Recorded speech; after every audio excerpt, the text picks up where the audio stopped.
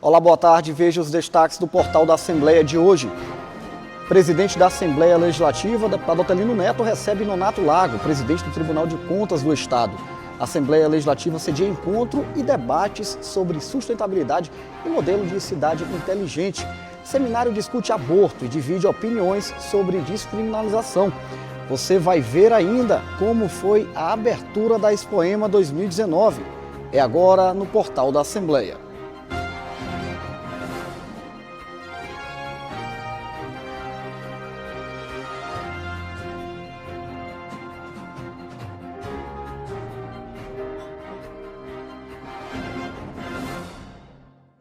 Começamos a semana e a Assembleia Legislativa já tem uma programação intensa de atividades. Vamos aos detalhes com o repórter Joelson Braga. Muito boa tarde, Joelson. Olá, boa tarde a você, boa tarde a todos que nos assistem. Além das sessões plenárias e das reuniões nas salas das comissões, a semana será bastante movimentada aqui no Parlamento Estadual. Amanhã, terça-feira, a Assembleia recebe a imagem peregrina de Nossa Senhora da Conceição.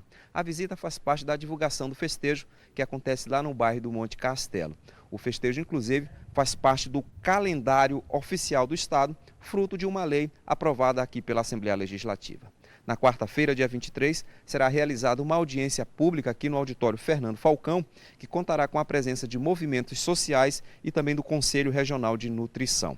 Já nos dias 24 e 25, teremos a 13ª Jornada de Enfermagem, também no auditório Fernando Falcão. E na sexta-feira, acontecerá mais uma edição do programa Assembleia em Ação. Desta vez, lá no município de Timon.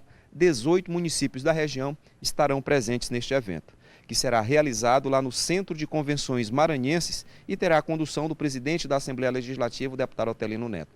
Este evento contará com a presença de deputados estaduais, de prefeitos e vereadores, além de representantes da sociedade civil. Daí, portanto, a agenda da Assembleia Legislativa durante toda esta semana. Joelson Braga, para a TV Assembleia.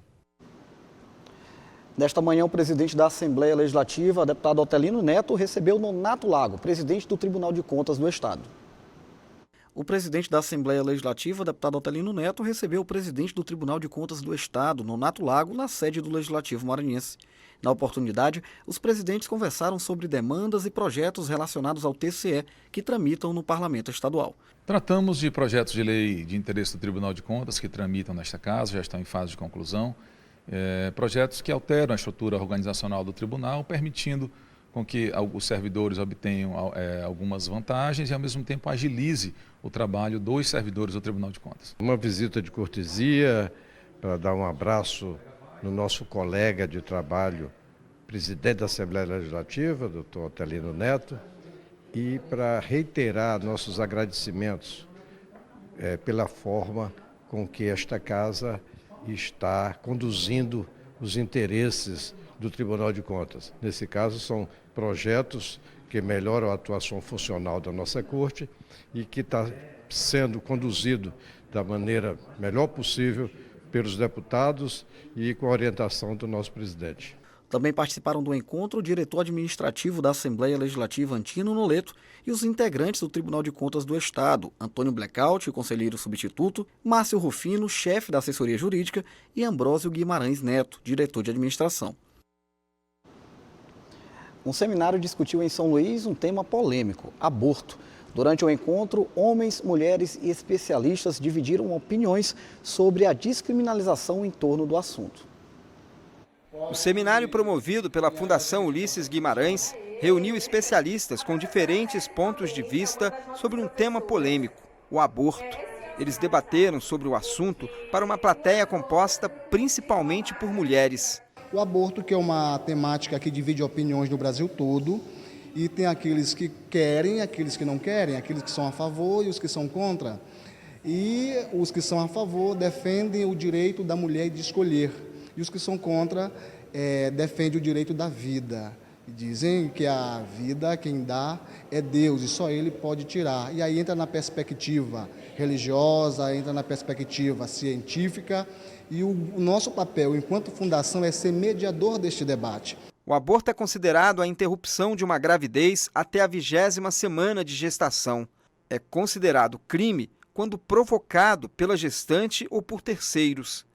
Nesses casos, o aborto só é permitido quando há risco de morte para a gestante, numa gravidez resultado de estupro ou quando o feto é anencéfalo.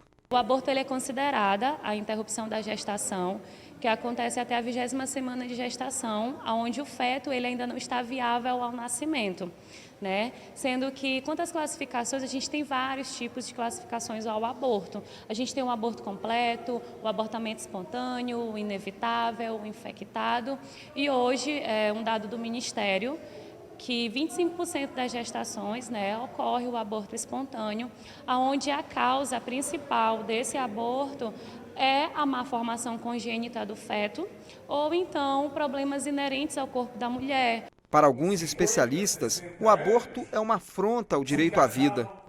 É um direito da mulher abortar, e onde fica o direito da criança? Não é? A criança não tem nenhum tipo de defesa, né? Não tem nenhum tipo de proteção a não ser da própria mãe. Então, a minha defesa é de não ao aborto.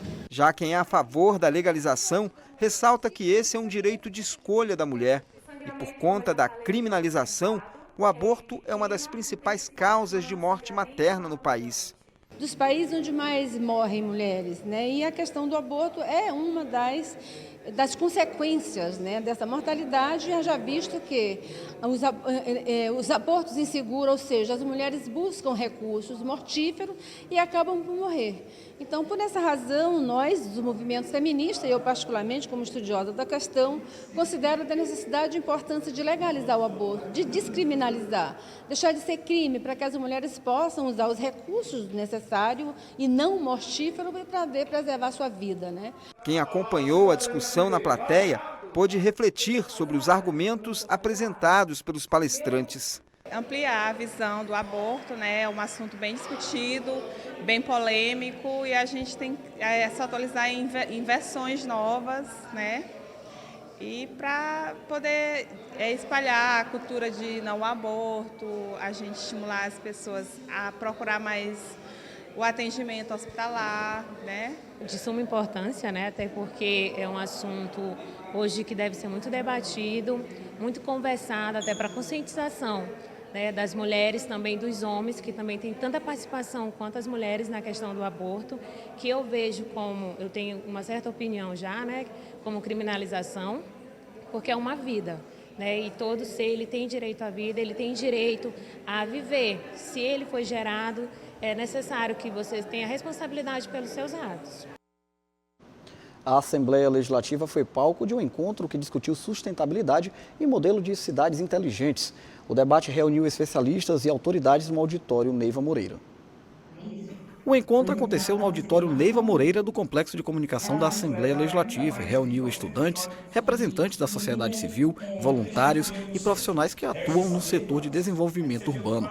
Na pauta da discussão, Cidade Inteligente para a Sustentabilidade. O secretário de Estado das Cidades e Desenvolvimento Urbano, Rubens Júnior, participou dos debates. É muito importante a sociedade civil, a academia participar desse tipo de debate, construindo o seu modelo de cidade sustentável, do seu modelo de cidade inteligente, que possam pautar o poder público. Um dos nossos desafios aqui hoje, inclusive, é trazer uma experiência nossa na Secretaria das Cidades, já desse desenvolvimento sustentável, notadamente o programa Nosso Centro. Então o programa tem que ser aperfeiçoado, tem que ser debatido, tem que ser discutido, tem que ser melhorado. Momentos como esse certamente ajudam nisso. O evento foi promovido pelo Instituto Maranhão Sustentável, em parceria com o Instituto Alachaster, do Estado do Pará, com o apoio da Assembleia Legislativa. Faz parte de um circuito, o circuito urbano, que foi uma chamada da ONU Hábito para a gente desenvolver e incluir debates sobre cidades inclusivas. São mais de 60 eventos em todo o Brasil. No mês de outubro, a gente compõe um deles, fez junto com um outro instituto, uma organização social do Pará, e é um momento que a gente vai refletir sobre a cidade que a gente quer, inteligente, inclusiva, conectada, sobre todos os aspectos, infraestruturais, humanos e sociais. Como que a gente se conecta nessa cidade e constrói uma cidade mais inteligente. A programação faz parte do Circuito Urbano 2019 e tem como objetivo o compartilhamento de conhecimentos e experiências para a promoção de um futuro urbano melhor. A presidente do Instituto Alachaster, Soraya Costa, explica as características do que seria uma cidade inteligente. É uma cidade que usa a tecnologia para gerenciamento de dados, para registro das pessoas e para trabalhar os problemas sociais, ambientais e toda a gestão pública. Então, usa a tecnologia para oferecer melhores serviços para a comunidade. Veja no próximo bloco. Feira do Livro movimenta a capital e reúne adultos e crianças em torno da literatura. E mais, deputados participam da abertura da Expoema 2019. Nós voltamos em instantes.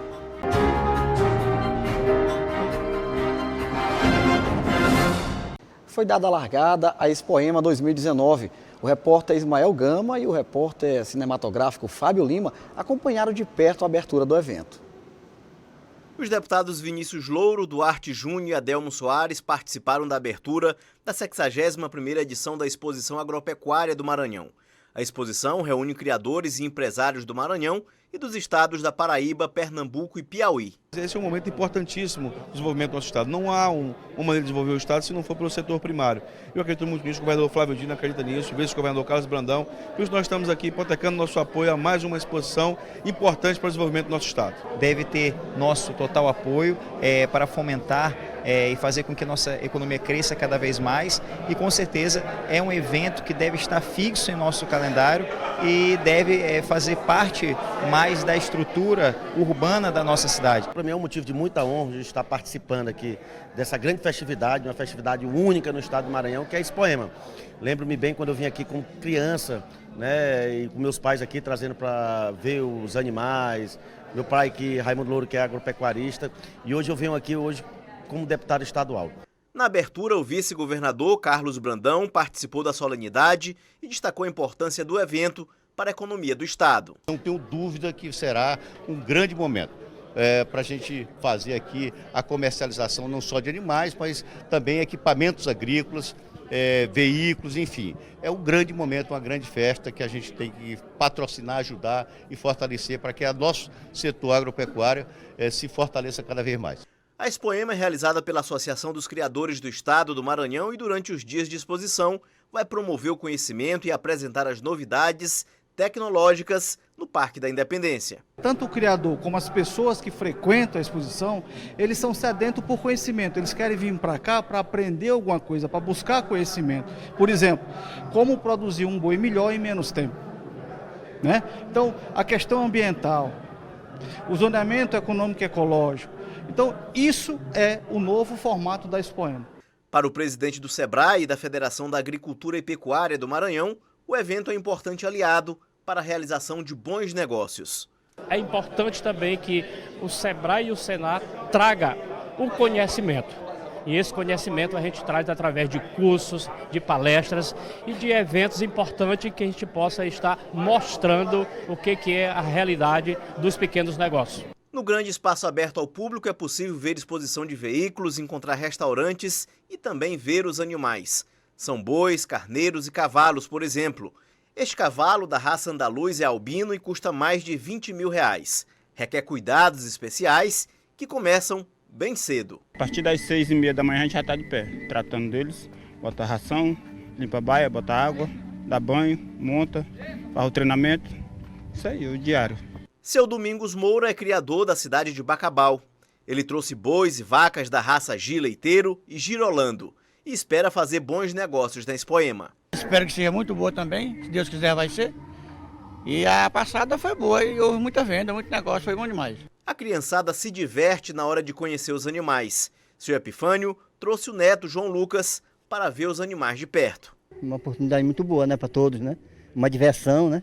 Tipo um lazer, né? E aí as crianças também gostam, porque gostam de olhar os animais, né?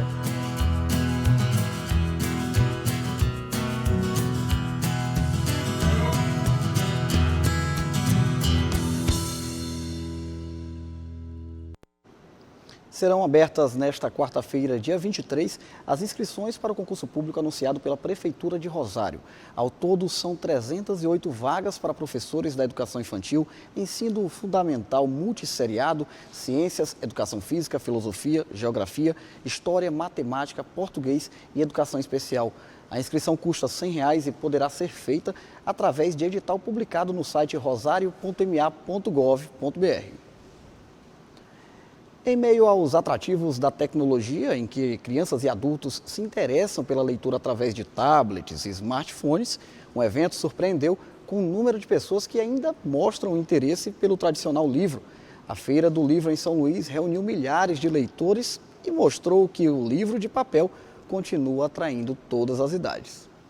A pequena Madalena ainda não sabe se quer andar, mas as mãos e os olhos curiosos revelam que uma futura leitora está por vir. A gente tem que estimular o hábito da leitura, né? Que embora ela não saiba ler, mas é nessa fase, mesmo estando não sabendo ler, a criança entende.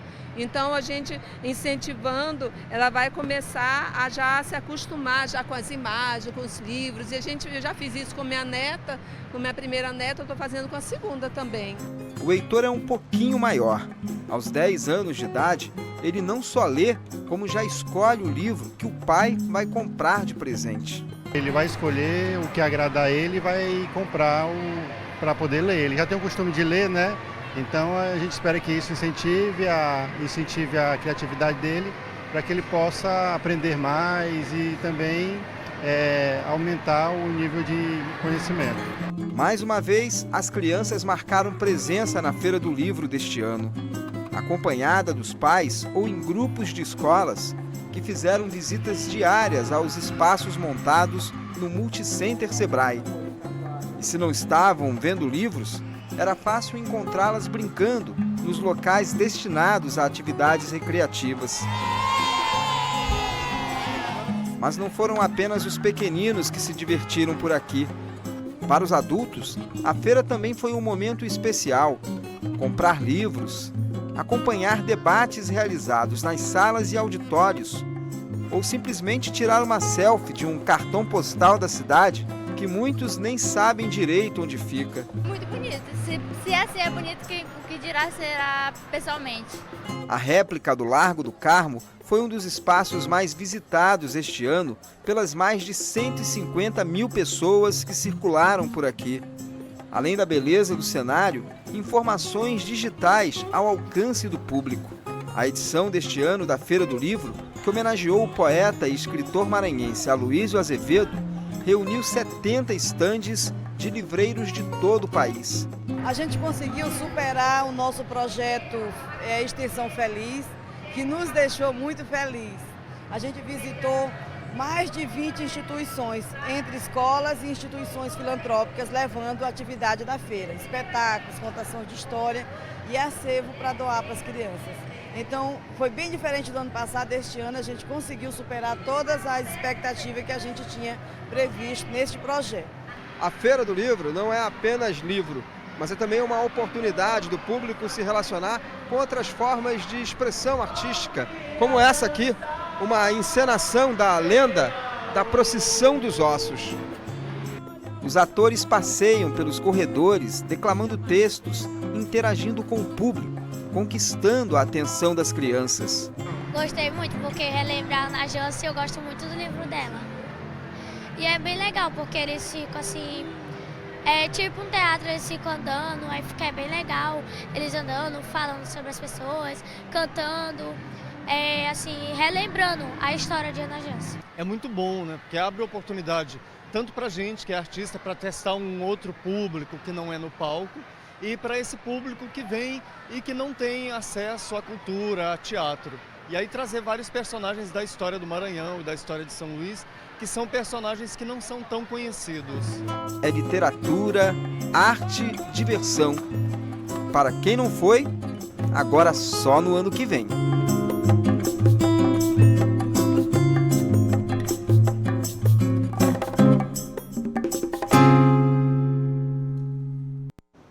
No No próximo bloco você assiste o quadro Sala de Entrevista, que tem como convidado de hoje Ângelo Santos, presidente da Associação dos Magistrados do Maranhão. Nós voltamos já.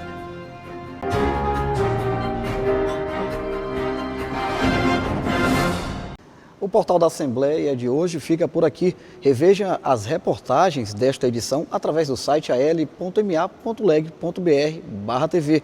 Uma ótima tarde para você e fique agora com o quadro Sala de Entrevista, que tem como convidado de hoje o presidente da Associação dos Magistrados do Maranhão, Ângelo Santos. A gente se vê amanhã.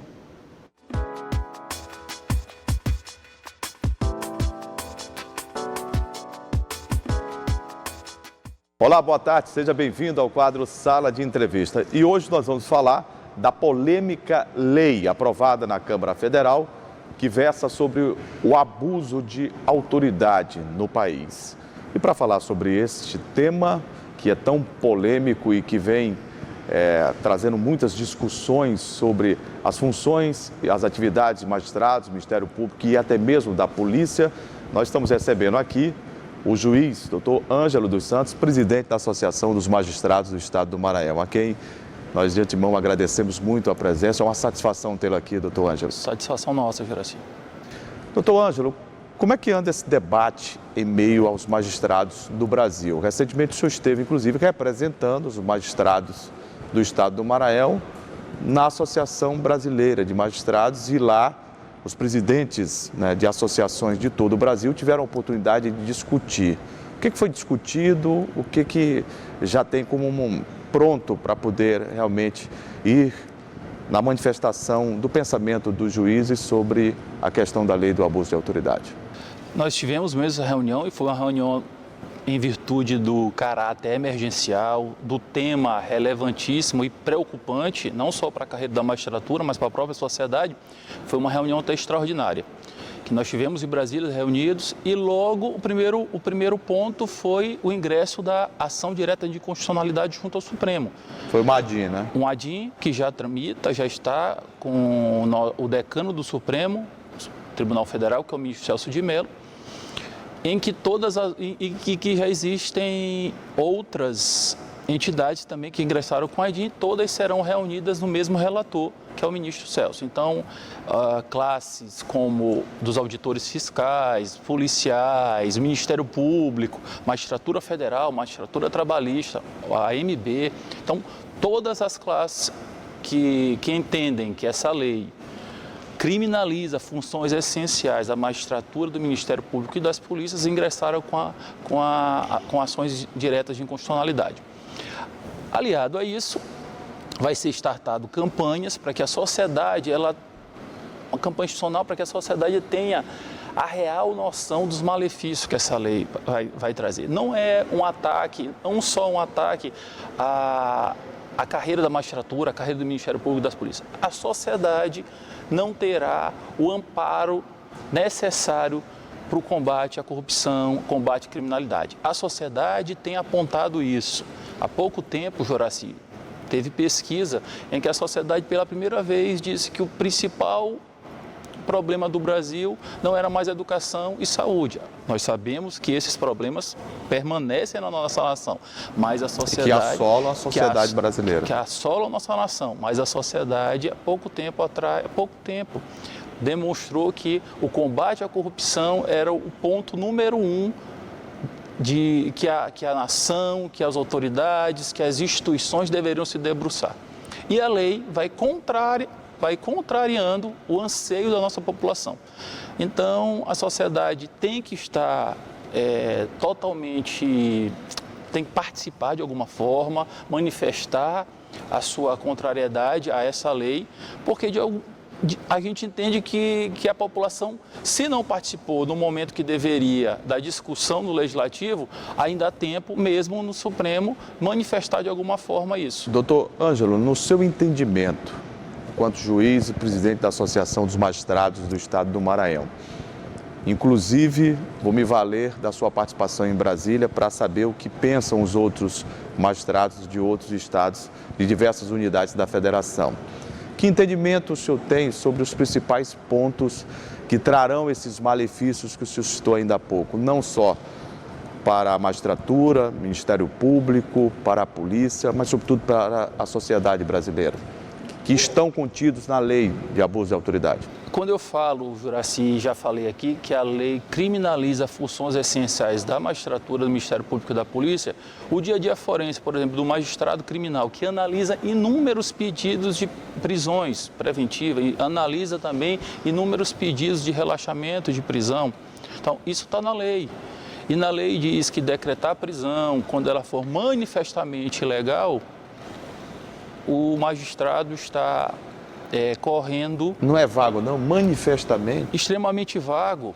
Um tipo penal, como nós comumente falamos, que contraria o próprio dispositivo constitucional que diz que o crime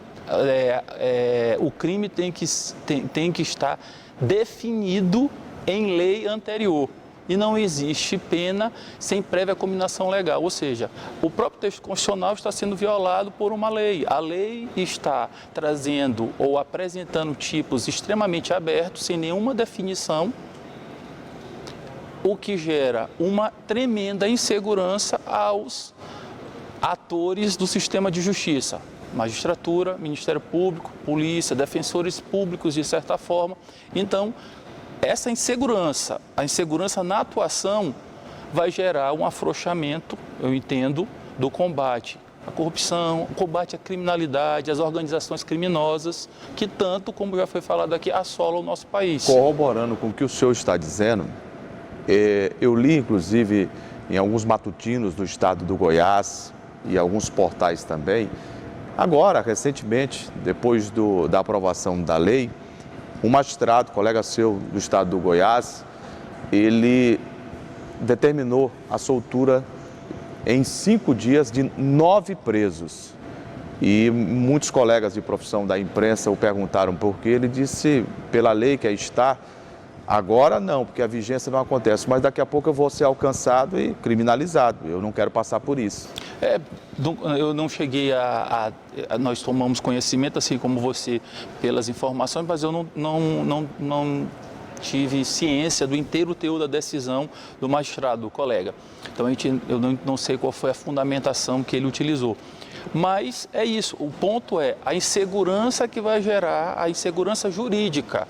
Se você não define o que é manifestamente, qual é o ato normativo, qual é a lei, qual é o instrumento normativo que define o que é manifestamente legal, uma prisão manifestamente legal. Então, a atuação do sistema de justiça, daqueles que atuam diretamente no sistema de justiça, eles vão atuar numa insegurança jurídica enorme. E essa insegurança jurídica enorme pode gerar depois punição para eles, e punição criminal. Eles podem responder. O que é mais grave, né? O que é mais grave. Porque aí, Juraci, muitos dizem, mas não tem qualquer punição. Já existe. Porque se houver algum abuso, como é dito, no meio processual, nós temos era justamente essa questão. Essa sociedade que o senhor fala, né, que está muito preocupada com a lei do abuso de autoridade e a consequência dela, eu vi diversas pesquisas, inclusive feitas por jornais do eixo Rio-São Paulo, que atestam o que o senhor falou, realmente. Mas eu perguntaria ao senhor, já existem, né, na legislação dispositivos claros que podem, né, enquadrar juízes, membros do Ministério Público, policiais, no afã de realizar uma ação e de cometer essa irregularidade ou esse abuso de autoridade, não é? Isso existe. E nós observamos até na seara... A própria lei da magistratura, né? Na seara administrativa, as sanções administrativas que existem.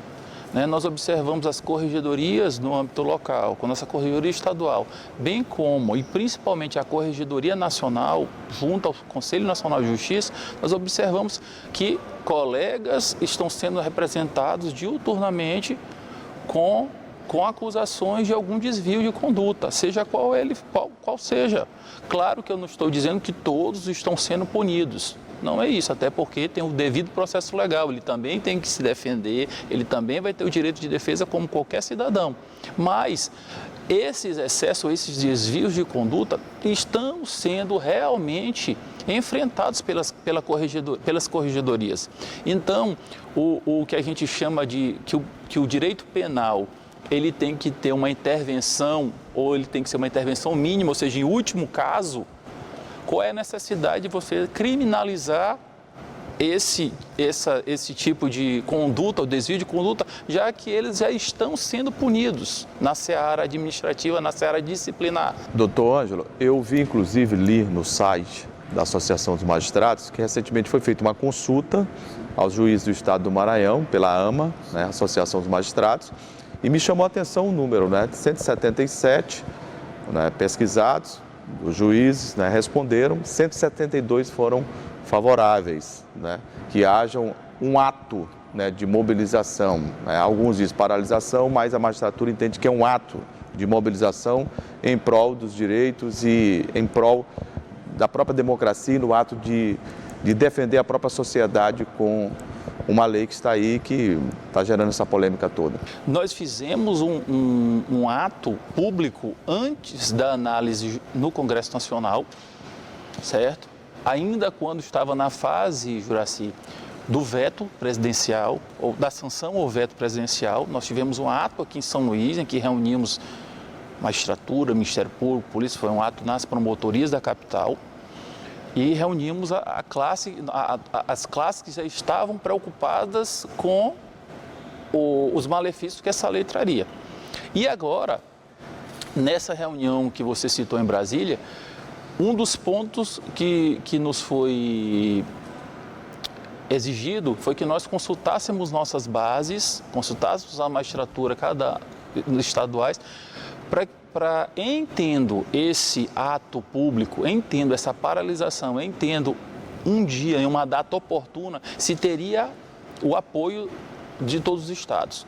E nós, obviamente, fizemos o nosso papel de consultar os nossos magistrados, e os nossos magistrados indicaram. Estamos, como grande parte do país, extremamente preocupados com dispositivos dessa lei.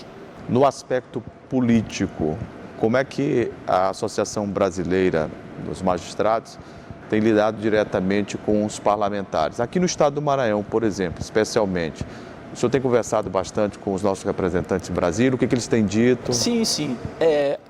Não, nesse ponto do abuso de autoridade, nessa fase, não mais, até porque toda a discussão já passou. Mas todos os projetos, Previdência, abuso de autoridade, pacote anticrime, todos esses projetos, nós conversamos com nossos representantes, não só em Brasília, como também na nossa associação, na nossa sede. Inclusive, nós temos um ambiente lá chamado a AMA e o Parlamento, justamente para gerar essa discussão. Diálogo, Um diálogo permanente. E, nesses momentos, também apresentamos notas técnicas. O porquê nós estamos nos manifestando daquela forma, levando também subsídio técnico, fundamento técnico para que o deputado, o parlamentar, o senador tenha ali algo que sustente as nossas indagações ou as nossas sugestões. Um embasamento, Um embasamento legal. Então, esse trabalho é feito não só pela AMA, mas por todas as associações e a Associação dos Magistrados Brasileiros, que diuturnamente estão no Congresso Nacional discutindo todos esses projetos que, de alguma forma, atacam ou não, alcançam a magistratura, mas a sociedade como um todo. O senhor tem convicção, a AMA trabalha nesse sentido, a própria Associação Brasileira, de que o Supremo vai agir como se pretende, os magistrados, como pretende? Eu entendo que sim, porque é patente, Nós temos pelo menos 2 dispositivos constitucionais que são violados com a lei de abuso de autoridade.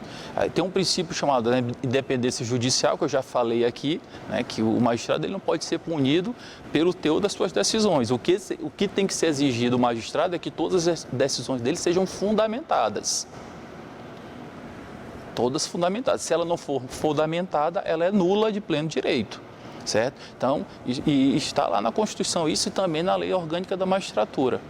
E tem, o que eu até comentei aqui, o princípio da tipicidade dos delitos, que eu já falei. crime tem que estar em lei anterior que o defina.